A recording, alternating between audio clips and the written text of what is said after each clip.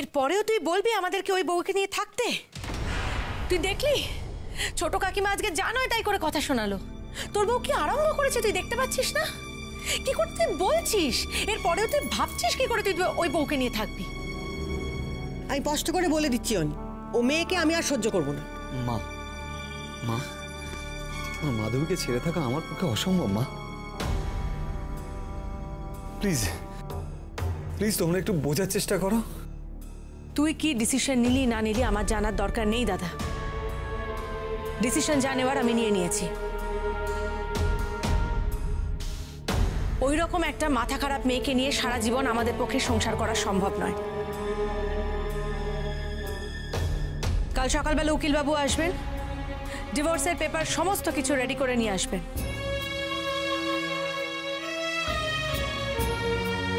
সইটা করে দিবি।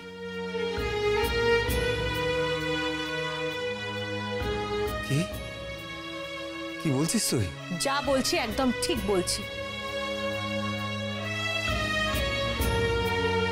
একটা অসুস্থ মাথা খারাপ মেয়েকে নিয়ে সারাটা জীবন কি জ্বলে পুড়ে আমরা শেষ হয়ে যাব নাকি? আমি যা বলছি তাই হবে। ডিভোর্স তোদের আমি দেবই।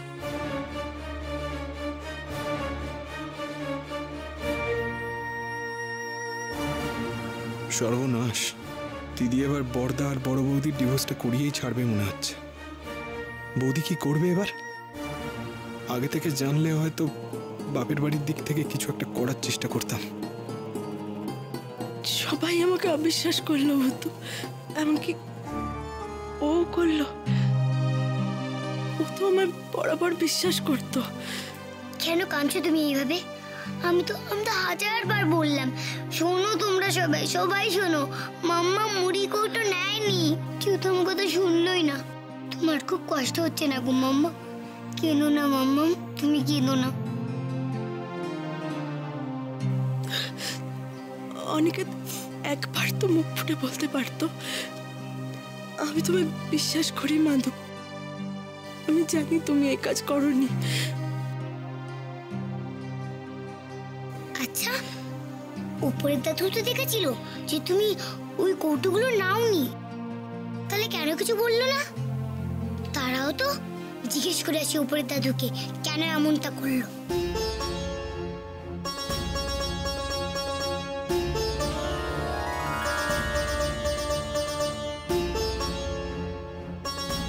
তোর আমার জন্য এত মাথা ব্যথা ভুতু, আরে আর কারোর যদি সেটা এতটুকুও থাকতো, একবার তো আমাকে আড়ালে ডেকে বলতেও পারতো, মাধু কেঁদো না, আমি তোমার সাথে আছি। সবাই এত অপমান করলো। আমি তো এখানে রেখেছিলাম তাসটা, প্রথম দান ফেললাম ওখানে। ওরে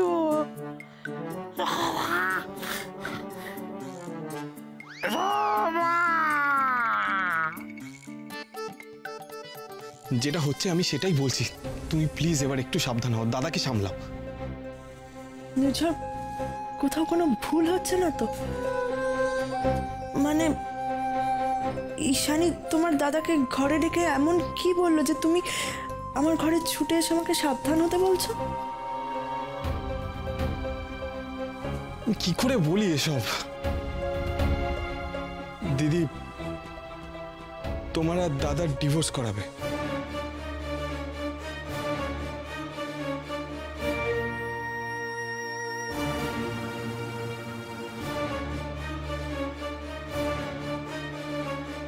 কি বলছো তুমি? আমি একদম ঠিকই বলছি। এতক্ষণ স্পষ্ট করে বলতে পারছিলাম না। আর তোমার দাদা কিছু বললো না? আমি সেই জন্যই তো বলছি, তুমি তো জানো দাদাকে, দিদির সামনে কিচ্ছু বলতে পারে না। তুমি প্লিজ এবার কিছু একটা করো।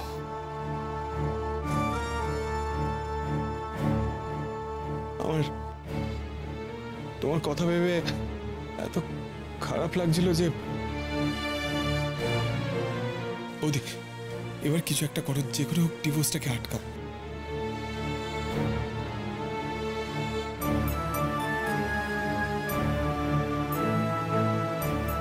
কি হলো বৌদি? কিছু মাথায় এলো? বৌদি, তোমার বাপের বাড়ির লোকের সঙ্গে কথা বলে দেখো না, ওরা যদি কোনো হেল্প করতে পারে। আমাদের তো যে করে ডিভোর্সটাকে আটকাতে হবে। আটকাবো না।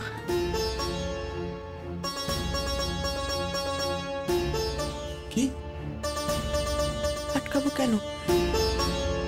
তোমার দাদা যখন কোনো প্রতিবাদ করেনি তখন নিশ্চয়ই ও চায় যে আমি ওর সাথে না থাকি। এতদিন মুখ ফুটে বলতে পারছিল না, শুধু আমি ওর সাথে না থাকলে যদিও শান্তিতে থাকে তাহলে থাকুক।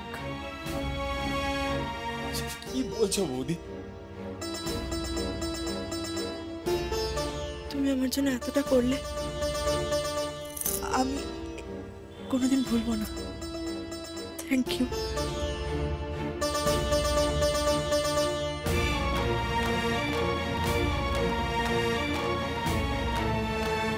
কাউকে বলো না বৌদি, এই বাড়িতে না একটা ছোট্ট ভূত আছে, পুতুল নিয়ে খেলে।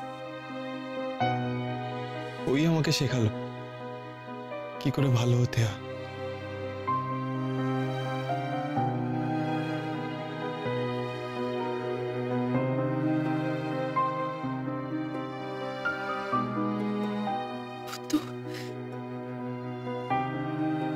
তুই নির্ঝরকেও বদলে দিলি।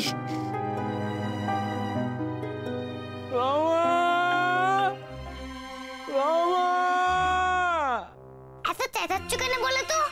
আর তুমি আমায় এত ভয় পাও কেন? আমি কি ভূত যে গাল মুটকে দেবো?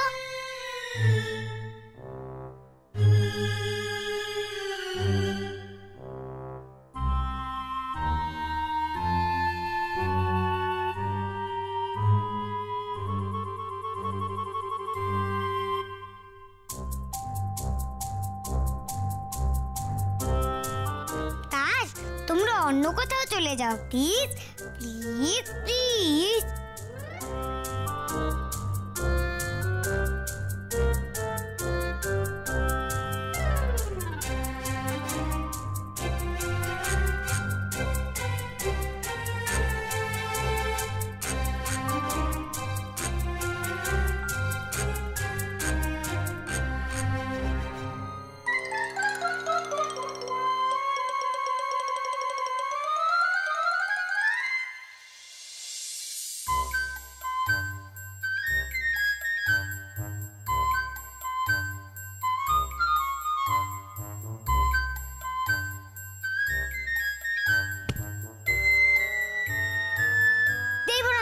যাও, আগে বলো কখনো মাম্মামকে বকা খেতে দেবে না, খালি ভুতুর মাম্মামকে বাঁচাবে।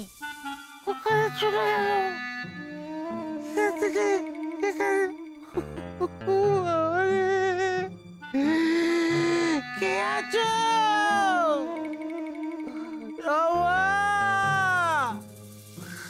বাঁচাও, কে আছো?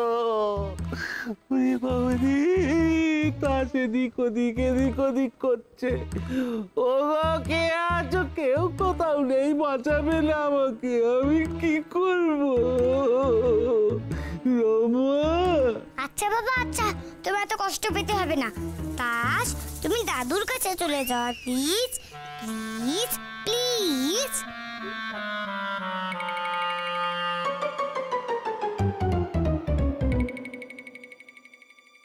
আমি যা চাই তা তো তুই ম্যাজিক করে আনতে পারবি না মা।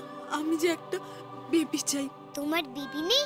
আর কোন কোন বেবিদের তো মাই নেই। যাদের মা নেই তাদের কত কষ্ট বলো তো। তুমি ওখান থেকে বেবি নিয়ে এসে না মাম্মা। কোথা থেকে আনবো বেবি?